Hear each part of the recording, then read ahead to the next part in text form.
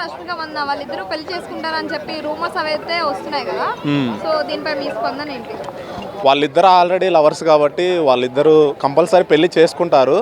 అది ఎప్పటి నుంచో ఫ్యాన్స్లో కొంచెం ఆతృతగా ఉంది కాబట్టి ఆల్రెడీ పెళ్లి చేసుకున్నారు అని చెప్పి ఎవరో స్ప్రెడ్ చేశారు. దానివల్ల అది స్ప్రెడ్ అయింది తప్ప వాళ్ళిద్దరే మేబీ చేసుకోకపోవచ్చు. ఒక అభిమానిగా, విజయ అభిమానిగా నేనేమనుకుంటున్నా అంటే ఆల్రెడీ రష్మిక ఫేమస్ హీరోయిన్, ఈయన స్టార్డమ్ ఉన్న హీరో, ఇద్దరు కలిసి అందరూ పబ్లిక్ ప్లేస్మెంట్లోనో లేకపోతే అందరికి తెలిసేలాగే పెళ్లి చేసుకుంటారని చెప్పి నేను అనుకుంటున్నా. ఇదంతా రూమర్ అని అనుకుంటున్నా.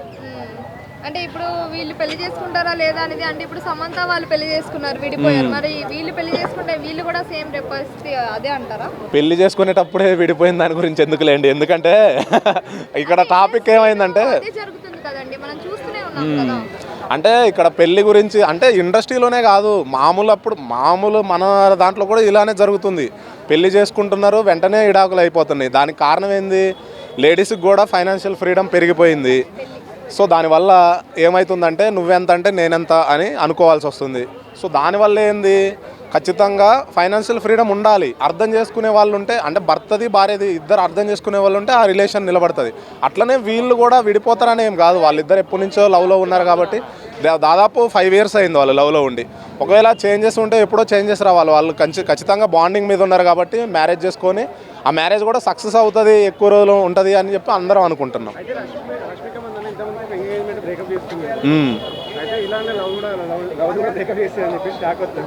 అంటే రష్మిక మందన ఎంగేజ్మెంట్ బ్రేకప్ చేసుకుంది, ఆ తర్వాత మూవీస్ కోసం చేసుకుంది అది. అయితే ఇప్పుడేంది 5 years నుంచి ఆల్రెడీ లవ్ నడుస్తుంది కాబట్టి అతను స్టార్డంలో ఉండు, ఆమె స్టార్ హీరోయిన్, ఇప్పుడు అవకాశం లేదు కదా. పోనీ ఆయన ఏమన్నా బ్యాక్లో ఉంటే అనుకోవచ్చు. ఆమెకి మంచి ఇన్కమ్ ఉంది, ఆయనకి మంచి ఇన్కమ్ ఉంది, కోట్లు ఉన్నాయి. వాళ్ళు బ్రేకప్ చేసుకోవాల్సిన అవసరం ఏముంది? అందుకని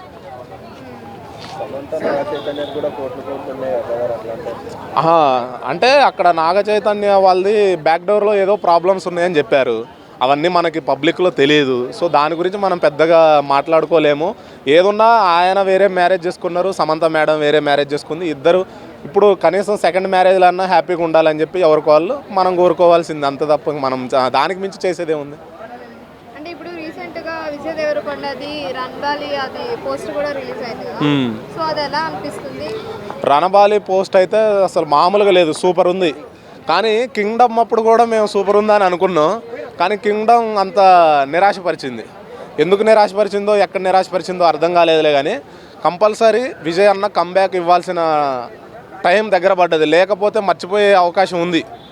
ఎందుకంటే ఇప్పుడు వరుస పెట్టి ఫ్లాప్ల మీదే నడుస్తుండు విజయ్ అన్న. అయినా సరే మంచి ప్రాజెక్టులు వస్తున్నాయి సార్కి, ఎందుకంటే ఆల్రెడీ స్టార్ అయింది కాబట్టి. ఒకప్పుడు పవర్ స్టార్ పవన్ కళ్యాణ్తో దగ్గర పోల్చారు. ఏది ఫస్ట్ హ్యాట్రిక్ కొట్టినప్పుడు వరుస పెట్టి సినిమాలు తీస్తుండు, కానీ ఎక్కడో పోతుంది. ఆయన కరెక్ట్గా వాడుకోవట్లేదేమో అని చెప్పి ఆయన అభిమానిగా నేను ఆవేదన వ్యక్తం చేస్తున్నాను, ఒక రకంగా చెప్పాలంటే. అంటే ఇప్పుడు ఎన్టీఆర్ది డ్రాగన్ కూడా సేమ్ పోస్టే రిలీజ్ అయింది కదా, రెండు ఒకేలా ఉన్నాయి కదా, ఎందుకు అలా అంటారు? ఇప్పుడు రెండు కాదు, ఈ మధ్యన వచ్చిన సినిమాలో సగం సినిమాలు అంతా 1980 కూడా కాదు, 1890లోకి పోతున్నాయి. మొత్తం అంతా బ్లాక్, లేకపోతే మన కేజీఎఫ్ లాగా అంత మొత్తం మసేగా ఆ మోడల్లో తీస్తున్నారు సినిమాలన్నీ. ఇప్పుడు సలార్ హిట్ అయింది, కేజీఎఫ్ 1 హిట్ అయింది, 2 హిట్ అయింది, ఇప్పుడు దేవరా కూడా హిట్ అయింది. ఇప్పుడు దేవరా 2 అంటే చేయాలని ఉంది వాళ్ళకి. అది తర్వాత ఏమవుతుందో తెలియదులే. కానీ చాలా వరకు కొంచెం బ్యాక్ డ్రాప్ వెళ్ళిపోతున్నారు. అంటే ఇప్పుడున్న లొకేషన్లో కాకుండా ఇప్పుడు రంగస్థలం ఉంది, పుష్ప 1 హిట్ అయింది, 2 హిట్ అయింది, సుకుమార్ది వాళ్ళ శిష్యుడు బుచ్చిబాబుది ఉప్పెన హిట్ అయింది. ఇప్పుడు పెద్ద సినిమాకి కూడా పనిచేస్తున్నాం మేము, పెద్ద సినిమా కూడా అదే స్క్రీన్ ప్లే, అది కూడా సూపర్ హిట్ కాబోతుంది అనమాట. సో వెనక అంటే కొంచెం వెనక్కి పోయిన స్క్రీన్ ప్లే బాగుంది, ఇప్పుడు అందరికీ నచ్చుతుందని చెప్పి ఆ వెర్షన్లో సినిమాలు తీస్తున్నారు. విజయ్ దేవరకొండది కూడా హిట్ అయ్యే ఛాన్స్ ఉంది, ఎందుకంటే ఈగర్గా వెయిట్ చేస్తుండు. ఆయన వెయిట్ చేస్తుండు ఫస్ట్, ఆయన ఫ్యాన్స్గా మేము కూడా వెయిట్ చేస్తున్నాం. ఖచ్చితంగా ఈసారి కంబ్యాక్ ఇవ్వాలని చెప్పి కోరుకుంటున్నాం. విజయ్ దేవరకొండ అలాగే రష్మిక మందన వాళ్ళిద్దరూ పెళ్లి చేసుకుంటారు అని చెప్పేసి రూమర్స్ అవి నడుస్తున్నాయి కదా, సో దాని గురించి మీరు ఏం చెప్తారు? అవును, ఎంగేజ్మెంట్ కూడా అయిపోయింది కదా, నెక్స్ట్ మ్యారేజే కదా, మేబీ Feb 14 చేసుకుంటారేమో అని చెప్పేసి అనిపిస్తుంది. ఎందుకంటే వ్యాలంటైన్స్ డే కదా, వాళ్ళకు ఒక మెమొరబుల్ మూమెంట్ లాగా ఉండిపోవాలని. బట్ పెళ్లి చేసుకోవడం గొప్పతనం కాదండి, దాన్ని నిల్చోబెట్టుకోవడం గొప్పతనం. ఆ రిలేషన్షిప్ని మ్యారేజ్ అనగానే ఏదో ఒక తాళి కట్టేసినామా, పాపట్ల బొంటు పెట్టినామా కాదండి. మ్యూచువల్ అండర్స్టాండింగ్ ఉండాలి, ఒకరి మీద ఒకరు నమ్మకం ఉండాలి. నేను ఇంత అని పోతే లాస్ట్కు డైవర్స్ తప్ప ఏం మిగిలవు. సో అది కాపాడుకోవడం, నిలబెట్టుకోవడం కూడా బాధ్యతగా ఉంచుకోవాలి, కాపాడుకోవాలి. అంటే ఇప్పుడు నార్మల్గా సొసైటీలో చూసుకున్నా ఇండస్ట్రీలో చూసుకున్నా పెళ్లి చేసుకున్న వాళ్ళు అంటే ఎక్కువగా కలిసి అయితే ఉండట్లేదు, వెంటనే డివోర్స్ వస్తుంది. సో వీళ్ళ పరిస్థితి ఏంటంటారు మరి? ఫ్యాషన్ అది ఒక ఫ్యాషన్ న్యూ ట్రెండ్. ఇప్పుడు పెళ్ళి చేసుకున్నాక 5 monthsకి 3 monthsకి 2 monthsకి 1 yearకి డివోర్స్ తీసుకోవడం అనేది ఒక ఫ్యాషన్ అయిపోయింది ఇప్పట్లో. ఎందుకు ఇలా అంటున్నానంటే మనం చూసుకోవచ్చు ఇండస్ట్రీలో కానీ బయట జూనియర్ ఆర్టిస్టులు కానీ ఉంటారు కదా, వాళ్ళందరినీ చూసుకుంటే పెళ్ళి అనేది ఒక ఏ క్యూరియాసిటీతో చేసుకుంటున్నారో ఏమో నాకు అర్థం అవ్వట్లేదు. దానికి ఒక ట్యాగ్ అనేది ఎలా అంటే చాలా వరస్ట్గా ఇస్తారు. ఇప్పుడు చిన్మయ్ చూడు, సుష్మా భూపతి, ఎవరు మన యూట్యూబర్, ఇలాంటి వాళ్ళకి పెళ్ళి అవసరం లేదు. ఎందుకంటే వాళ్ళని చూసి ఫ్యాన్స్ బయట ఆడియన్స్ ఇది మళ్ళీ నోట్ చేసుకోండి, వాళ్ళని చూసి మేము నేర్చుకుంటున్నాం. వాళ్ళు పుసలతాడు తీసేస్తే మేము పుసలతాడు తీసేయడం, అరే ఆమె ఆ డ్రెస్ వేసుకుని మేము ఈ డ్రెస్ వేసుకుంటాం, అరే ఆ చీర బాగుంది అరే మేము ఈ చీర కొంటాం రా, అరే ఆమె ఎంత బాగా కుట్టించుకుందిరా అంటే ఇన్స్పైర్ అవుతున్నాం వాళ్ళని చూసి.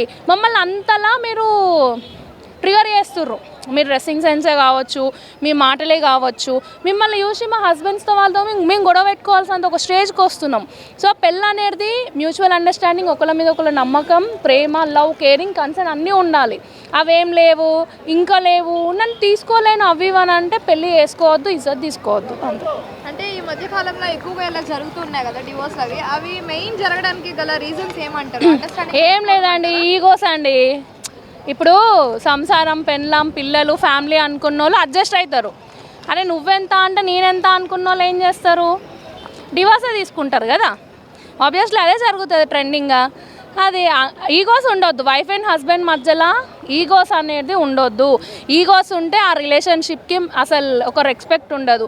ఈగో మన ఫ్యామిలీ ముంగట, మన హస్బెండ్ ముంగట మన ఈగో తీసి పక్కన పెట్టుకోవాలి. బయట ఎవరి ముంగట చూపించుకున్నా ఫరక్ పడదు. ఫ్యామిలీ ముందు చూపించినావు అనుకో, ఫ్యామిలీ లేకుండా పోతుంది, సెకండ్ హ్యాండ్ అయిపోతావు. అదే